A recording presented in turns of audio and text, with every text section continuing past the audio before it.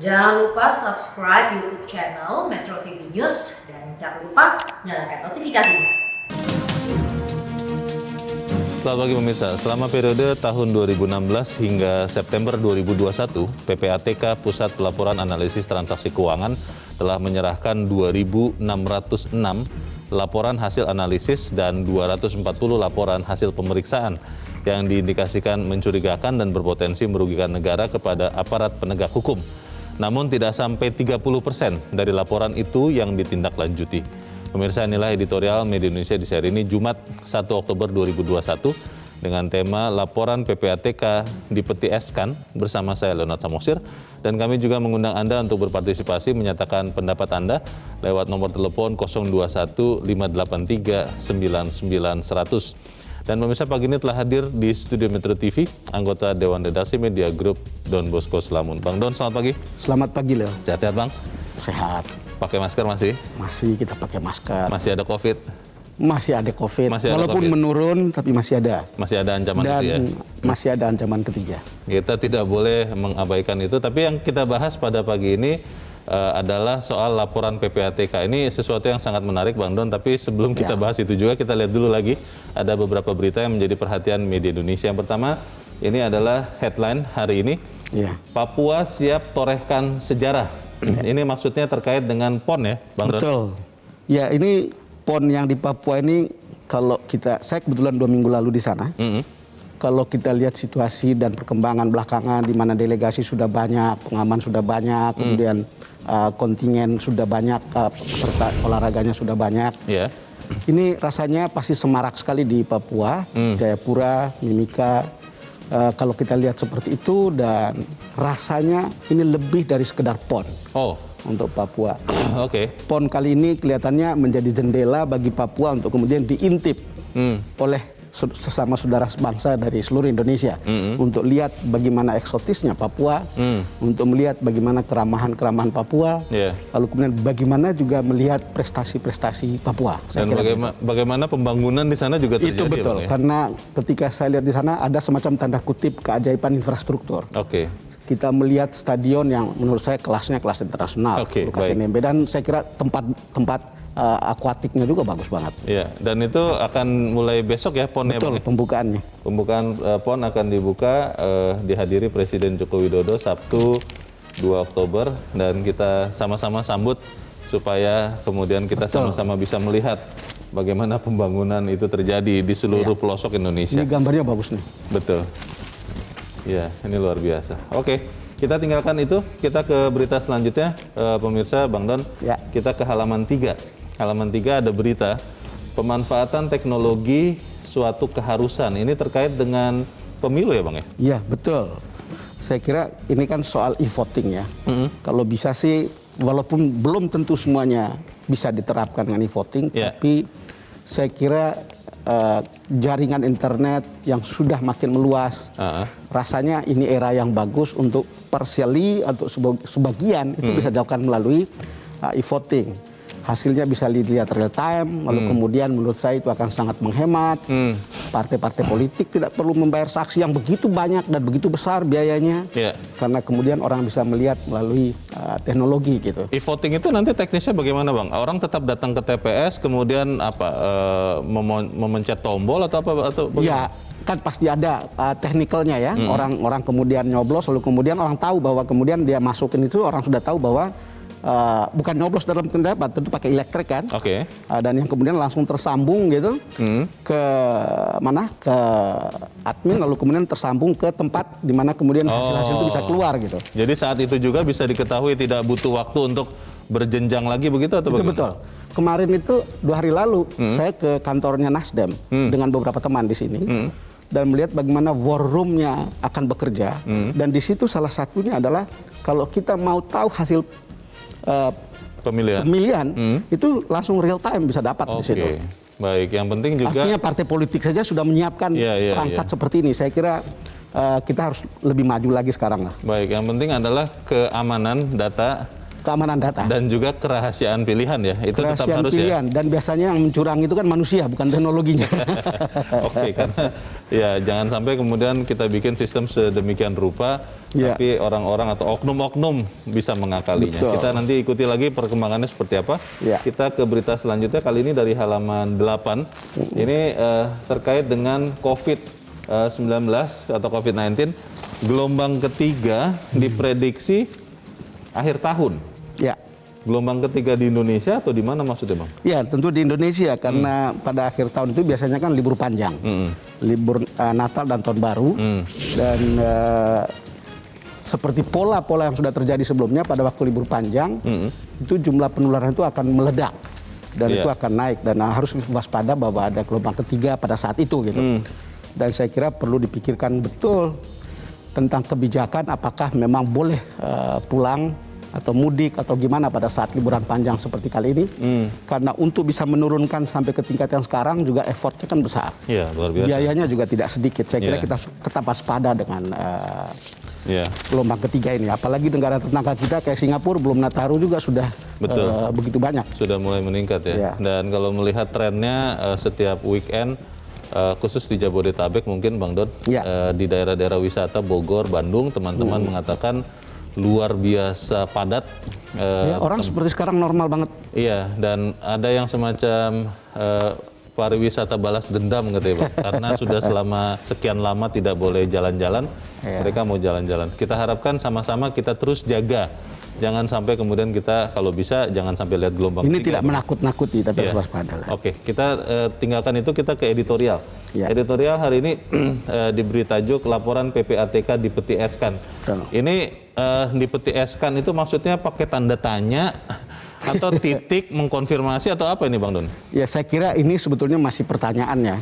Karena kan kita selama ini tidak tahu PPATK melaporkan mereka sudah menyampaikan laporan sekian banyak. Hasil pemeriksaan sekian banyak dilaporkan, lalu kemudian hasil analisis sekian banyak dilaporkan. Dalam kasus ini 2.600-an, 2.000-an lebih.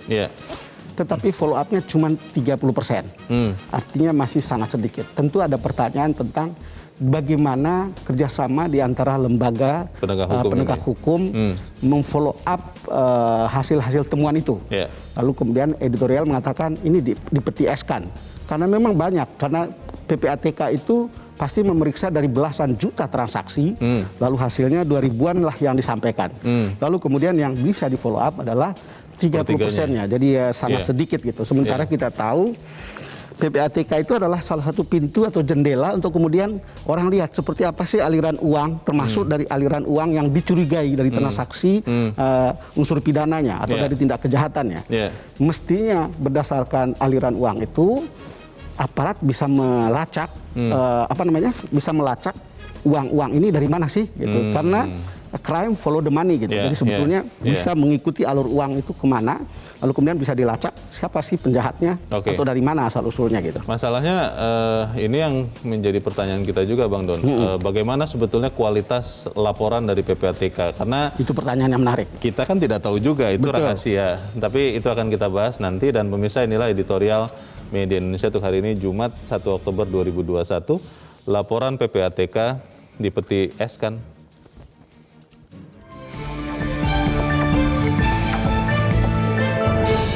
Laporan PPATK dipetieskan.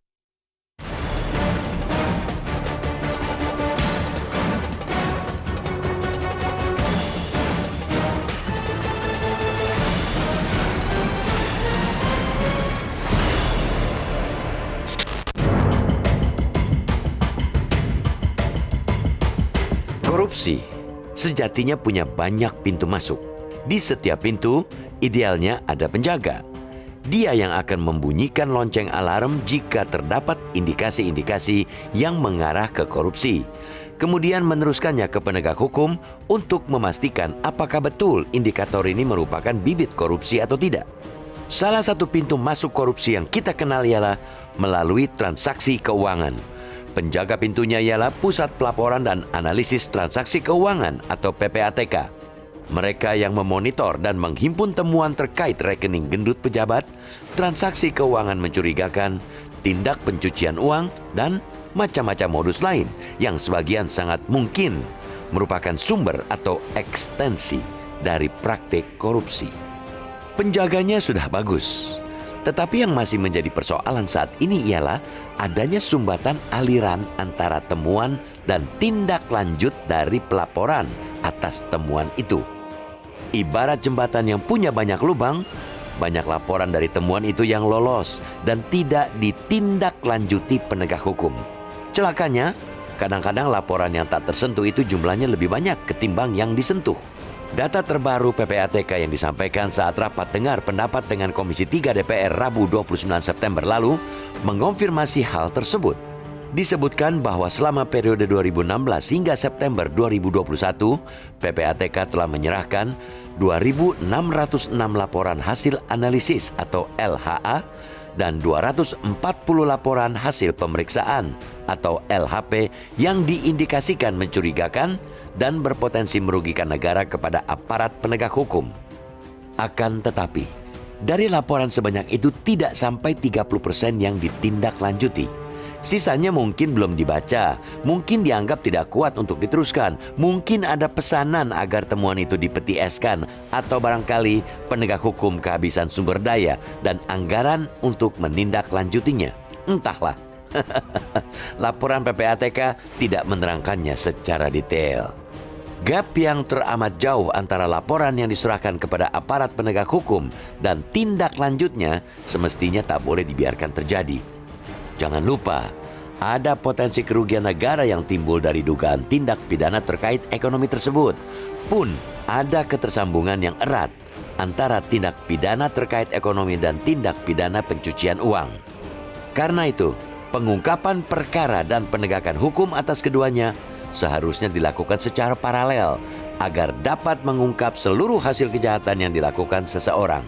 Apalagi prinsip penyelidikan keduanya pada dasarnya sama, yakni ikuti aliran uangnya, follow the money, bukan mengejar orangnya. Ini artinya persepsi antar lembaga negara harus disamakan, koordinasi pun mesti dikuatkan. Jika ada laporan terkait transaksi mencurigakan dari PPATK ke lembaga penegak hukum, polisian atau kejaksaan, mampet. Misalnya, saat itu juga mesti ada sokongan dari lembaga lain seperti DPR. Tidak boleh masing-masing dibiarkan jalan sendiri tanpa dukungan. DPR bisa memberikan dukungan pada bidang legislasi. Sudah saatnya rancangan undang-undang perampasan aset tindak pidana dan rancangan undang-undang pembatasan uang kartal masuk program legislasi nasional prioritas 2022. Pada akhirnya, harus ada titik kesepakatan di antara lembaga-lembaga negara dengan paradigma berpikir yang baru demi mengencangkan upaya pencegahan dan pemberantasan tindak pidana ekonomi secara keseluruhan. Memang, ini tak sepenuhnya akan mampu memberangus praktek korupsi yang di Republik ini sudah menjadi masalah endemik dan sistemis.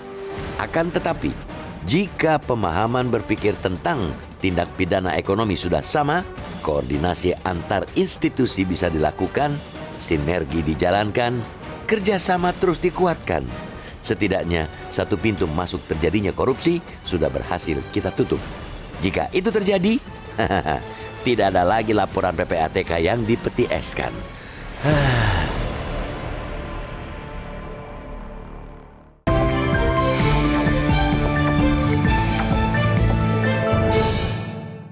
Anda bisa ikut menyatakan pendapat Anda di bagian berikut selepas jeda. Pemirsa, untuk saat ini tetaplah bersama kami. Terima kasih pemirsa, Anda masih bersama kami di Editorial Media Indonesia. Bang Don, sebelum kita menerima penelepon, apa sebetulnya nilai penting dari laporan PPATK sehingga harusnya lebih dari 30% yang ditindaklanjuti, Bang? Iya, Leo, ini pertanyaan yang bagus. Sebetulnya bisa kita duga bahwa ini adalah awal dugaan tentang kemungkinan adanya transaksi kejahatan, termasuk korupsi. Kan ada juga transaksi untuk terorisme, ada juga transaksi illegal logging, dan seterusnya kan. Yeah. Kalau kita lihat ini maka jadi penting gitu kalau di follow up. Tetapi kalau tidak di follow up tentu kesannya adalah jangan-jangan ada yang bermain mata gitu. Oh. Kan selama ini kan kita tahu oknum ya maksud saya yang bermain mata, temuan ini kemudian tidak diteruskan atau kemudian diluas sedemikian rupa untuk tujuan-tujuan pemerasan. Kan hal-hal itu yang membuat kita jadi curiga kenapa ini tidak di follow up. Paling tidak mestinya ketika PPATK mengaku bahwa mereka sudah sampaikan tapi tidak ada bagaimana itu di follow up. Mestinya kan ada feedback dari institusi yang dilaporkan kepada PPATK, lalu kemudian PPATK bisa mendapatkan penjelasan yang jelas tentang kenapa ini tidak di follow up. Kedua, kita punya kegiatan ekonomi bayangan itu kan begitu besar. Itu mencakup kalau tadi dibilang 8-10%. PDB kita itu 4.000 triliun, 4.000-an triliun.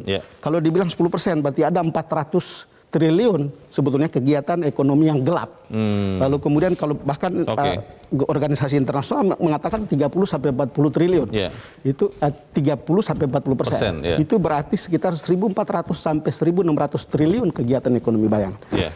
Ketiga, kita beberapa waktu lalu itu menginginkan perampasan cepat harta kekayaan para koruptor atau harta yang dibuat atau ditumpuk dari hasil kejahatan. Ini kemudian kalau mau membantu PPATK untuk mempercepat aset recovery, lalu kemudian mereka meminta supaya undang-undang perampasan aset dari hasil tindak kejahatan itu segera dibuat. Kalau ada undang-undang itu maka itu non conviction based, jadi tidak perlu ada pengadilan. Kalau seseorang dicurigai, dilihat ada dana begitu besar, harus tinggal ditanya dari mana. Kamu harus buktikan bahwa ini diperoleh dengan cara-cara yang benar dan cara-cara yang sah. Kalau tidak, diambil. Bisa langsung diambil. Baik, Bang Don, kita akan coba langsung bertanya kepada pemirsa Metro TV. Sudah tersambung Pak Ondo Silitonga di Bekasi, Jawa Barat. Pak Ondo, selamat pagi. Selamat pagi Bung Leo, selamat pagi Bung Don Bosco. Selamat pagi, silakan Pak Ondo. Iya, PPATK itu adalah ibarat penabuh lonceng kematian alias pintu masuk indikasi korupsi bagi para koruptor. Tapi macet, mengapa? Bila ibarat jalan macet, mungkin karena jalannya kecil, yang masuk banyak. Tapi kalau ini di penegakan hukum, mungkin saja penegak hukum itu kerjaannya banyak, SDM-nya kurang, atau anggarannya kurang. Bila ibarat saluran air macet, karena ada sumbatan yang besar dan keras. Di sini mungkin penegak hukum bisa saja sengaja menutup karena ada bla bla bla seperti yang dikatakan Bung Don Bosco tadi di sana. Penegak hukum atau lembaga mana yang tidak ada korupsi? Bila dilaporkan ke mereka, namanya bukan jeruk makan jeruk, tapi ini namanya macan makan harimau gitu loh. Jadi apa perlu dilaporkan ke netizen gitu loh. Mungkin perlu dibuat bintang merah untuk laporan yang prioritas oleh PPATK. Bila tidak ditindaklanjuti oleh penegak hukumnya yang diberi rapor merah. Mungkin perlu ada lembaga ad hoc khusus melancarkan laporan PPATK yang prioritas. Atau kalau tidak juga ditindaklanjuti, mungkin saja laporan PPATK yang tidak jelas. Maka perlu ada kajian. Demikian, terima kasih. Terima kasih Pak Ondo di Bekasi, Jawa Barat. Di belakang Pak Ondo ada Pak Vence di Manado, Sulawesi Utara. Pak Vence, selamat pagi Pak. Selamat pagi Bung Leo, selamat pagi Pak Don. Selamat pagi Pak Vence. Ini menarik, ini menarik sekali. Saya khawatir Pak Don, Bung Leo, bahwa negara kita ini nanti dijuluki negara verbalistik dan penegakan hukum yang paradoks. Artinya apa? Saat ini kami memberikan apresiasi kepada PPATK yang boleh menemukan sekitar 2.606 kasus dan terindikasi sebanyak 200 lebih ada kerugian negara. Tetapi persoalannya, dalam penegakan hukum hanya 30% yang diproses. Nah, ini ada tanda tanya. Saya takutnya kembali lagi seperti Pak Don katakan bahwa ada apa-apanya di sana dan orangnya siapa. Ini saya takutnya bahwa ada suatu proses yang namanya proses kong kali kong. Ya, yang terjadi di sana bahwa ada sebentar keluar istilah maju tak gentar membela yang bayar. Ya, ini yang jadi persoalan sehingga terjadilah sumbatan-sumbatan proses penegakan hukum dari indikator yang sudah dijelaskan oleh PPATK bahwa ini. Nah, saya setuju kata Pak Ondo tadi, berikan tanda bintang merah agar supaya ini yang menjadi urgent, yang harus ditindaklanjuti langsung oleh penegak hukum. Itu saja barangkali. Terima kasih Pak Leo, Bung Don. Terima kasih Pak Vence di Manado, Sulawesi Utara. Selamat pagi Pak. Kalau melihat ini Bang Don, sebetulnya ya kerepotannya adalah karena kan laporan itu pasti harus rahasia. Betul. Karena namanya dugaan, belum tentu terbukti benar. Kalau sampai bocor, bisa jadi nanti berbalik bumerang, pencemaran nama baik dan sebagainya. Betul. Tapi yang dikatakan Pak Ondo tadi dan Pak Vence, memang bisa Bang ditandai begitu, lalu kemudian katakanlah dilaporkan ke Presiden misalnya, bagaimana? Ya, kalau PPATK mengeluarkan laporan ke institusi penegak hukum, itu berarti kan dia juga mestinya berhak untuk dapatkan feedbacknya. Memang PPATK itu kan bukan institusi pro justisia, tetapi kita bisa menduga karena ini kan semua pekerjaan teknologi ya, pekerjaan teknologi informasi yang bisa melihat transaksi itu kemana. Kalau di PPATK itu kan selalu ada alat atau apa yang kemudian kalau transaksinya itu lebih dari 500 juta misalnya, itu langsung merah gitu untuk paling tidak ada prasangka gitu. Yang kita mau inginkan itu adalah supaya tidak ada kecurigaan seperti yang dikatakan oleh Pak Vence atau oleh Pak Ondo tadi atau kita juga sekarang mengatakan kenapa itu harus dipetieskan. Yang kita butuhkan adalah bahwa kemudian walaupun ini rahasia tapi follow up-nya kan mestinya bisa diketahui di antara mereka. Gitu. Internal mereka saja. Makanya kalau itu tidak diketahui memang kemudian menimbulkan pertanyaan. Kenapa sih kok bisa begitu gitu? Apa you tidak percaya pada PPATK? Akhirnya kalau kemudian orang PPATK kalau tidak dilaksanakan oleh aparat penegak hukum, kita juga susah mempercayai institusi lain, apakah itu kepolisian, apakah itu kejaksaan atau KPK. Padahal mungkin di situ kan urusannya itu adalah perilaku oknum misalnya gitu. Kalau lihat semua ini, ketemunya di mana gitu? Kalau lihat dari apa yang dikatakan oleh Kepala PPATK, mereka meminta undang-undang perampasan aset dari korupsi itu harus cepat diundangkan. Sekarang kan baru RUU gitu, tapi masih tertunda-tunda. Kalau itu cepat, maka keinginan masyarakat supaya kemudian aset-aset dari kejahatan termasuk dari korupsi bisa recovery atau bisa diambil segera, itu mungkin akan lebih mudah gitu. Kan ada gagasan sebelumnya kan bahwa udah kita miskinkan saja para koruptor. Nah kalau ada undang-undang ini akan jauh lebih mudah. Tidak perlu bertele-tele melalui pengadilan. Udah kamu harus bisa membuktikan bahwa ini benar gitu, halal kamu punya harta. Kalau tidak diambil gitu. Kalau tunggu putusan peradilan kan begitu lama. Kira-kira begitu. Sambil menunggu undang-undang itu ada, Bang Don, apakah tidak bisa misalnya kalau saya melihat di sistem keuangan, Bang, itu kan ada Komite Stabilitas Sistem Keuangan. Jadi di situ ada Kementerian Keuangan, Bank Indonesia, Otoritas Jasa Keuangan, mereka sama-sama merumuskan dan membicarakan dan akhirnya koordinasi terjadi. Di penegakan hukum soal laporan keuangan ini atau transaksi keuangan ini belum ada, sudah ada atau bagaimana? Saya yakin ada gitu. Saya yakin ada, tapi kemudian apakah itu efektif atau tidak kan? Kalau lihat ada keluhan atau ada statement dari PPATK bahwa cuma sekian yang di follow up, itu kan berarti ada sesuatu yang tidak jalan.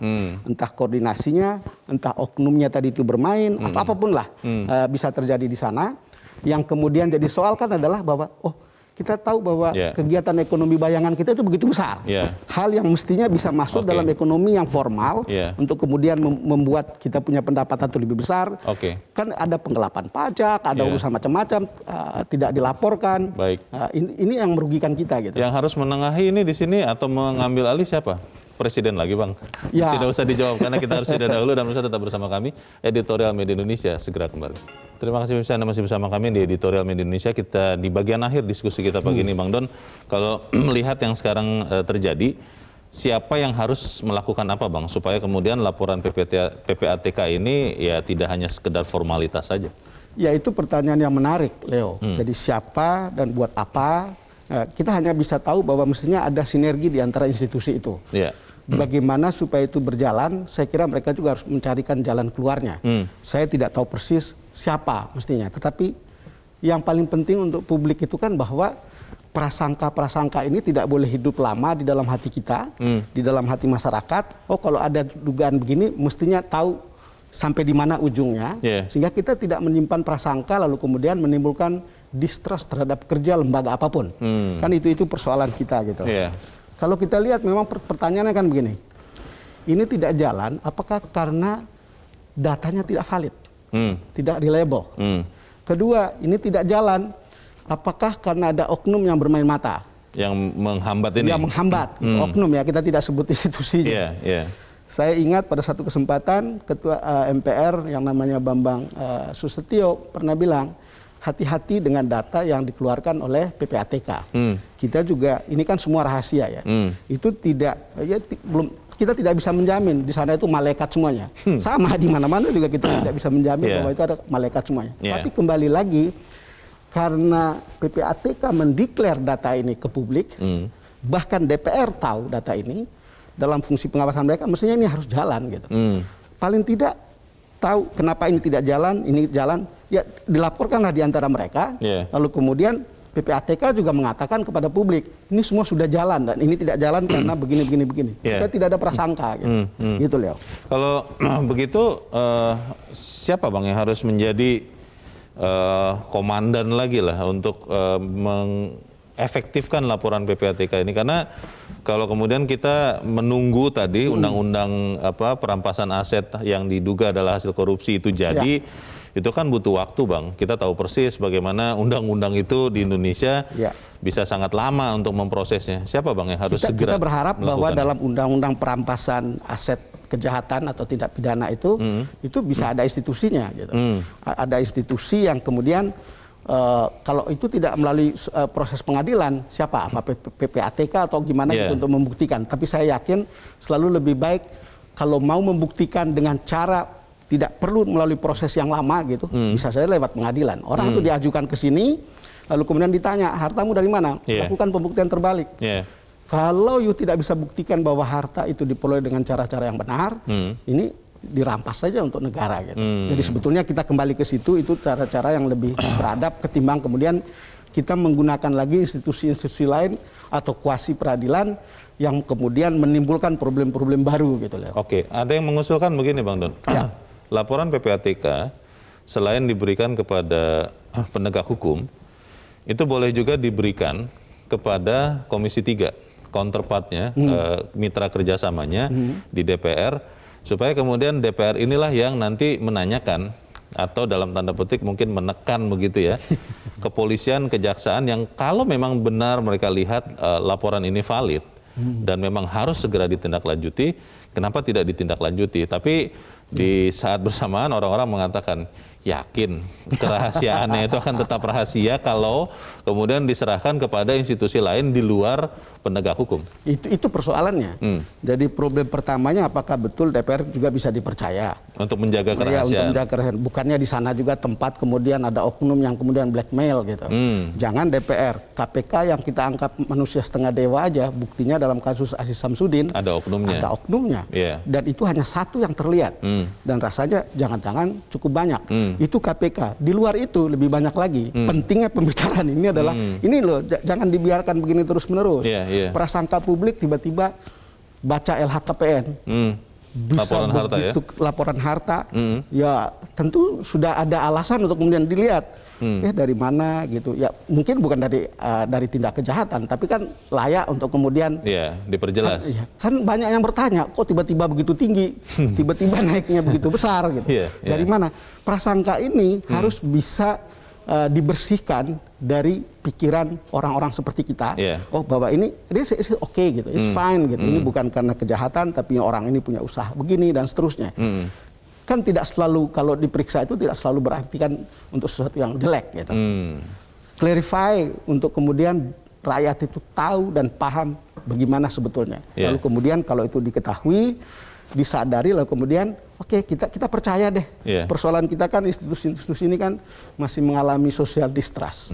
Kalau ini tidak dijalankan juga hal-hal sepertinya akan berkembang. Kalau PPATK-nya langsung ke presiden, Bang, supaya kemudian dia kan presiden mestinya kan institusi eksekutif kan, yang tanggung jawabnya mesti ke situ. Nah, maksud saya PPATK langsung ke presiden supaya kemudian ketika sudah diserahkan kepada kepolisian dan kejaksaan yang ternyata valid, sangat valid, tapi tidak diproses, mungkin karena ada oknum di dalam dua lembaga penegak hukum ini, PPATK-nya langsung ke presiden supaya kemudian presiden yang memerintahkan jaksa agung dan polisi Kapolri untuk segera memproses. Ya langkah itu juga langkah baik, tapi kalau semuanya harus ke presiden, ya bagaimana Leo? Untuk apa seseorang dipercaya menjadi pimpinan di sebuah institusi? Apakah dia ke kepolisian, apakah dia PPATK, apakah dia di DPR, apakah dia di kejaksaan?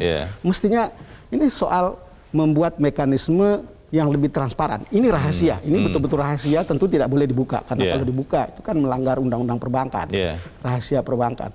Tetapi ada mekanisme tertentu yang kemudian kalau untuk tujuan kebaikan bersama, untuk tujuan kebersihan penyelenggaraan sebuah pemerintahan, mestinya ada jalannya gitu. Tidak ada yang tidak punya jalan gitu loh. Oke, jadi ke depan Bang, apa yang kita bisa lakukan Bang? Karena laporan PPATK ini kan sangat rahasia, tapi kita ingin juga mendorong supaya PPATK ini ya berguna. Yang ditunggu itu cuma dua Leo. Pertama undang-undang perampasan aset kejahatan. Yang kedua soal undang-undang transaksi uang cash. Kira-kira begitu ya. Kalau semua transaksi itu dijalankan lewat mekanisme perbankan, semua itu akan transparan. Akan terbaca ya. Yang tidak terbaca ini kan dan tidak terreport itu kan yang ada di luar perbankan. Off system. Nah, lalu kemudian yang dipantau oleh PPATK juga kebetulan yang hanya bisa dilihat lewat transaksi keuangan. Transaksi keuangan itu kan melalui jalur resmi. Dua hal ini mestinya harus bisa dijawab lebih cepat gitu supaya kita lebih bersih lah ke depan gitu. Kita akan tunggu sama-sama dan kalau belum juga dilakukan ya mungkin kita yang harus berteriak ya Bang ya untuk menyuarakan supaya laporan PPATK itu tidak di-PTS-kan. Saya berterima kasih Bang Don. Bang Don sudah hadir di tempat ini. Selamat pagi. Selamat pagi Leo. Pemirsa, gap yang teramat jauh antara laporan yang diserahkan kepada penegak hukum dan tindak lanjutnya seharusnya tidak boleh dibiarkan terjadi. Jangan lupa, ada potensi kerugian negara yang timbul dari dugaan tindak pidana itu. Kita berharap pemberantasan pada kasus korupsi bukan hanya sekedar janji manis belaka. Saya Leonard Samosir, terima kasih Anda sudah menyaksikan. Tetap pakai masker Anda, cuci tangan Anda, dan kalau tidak perlu tidak usah kemana-mana. Selamat pagi, sampai jumpa.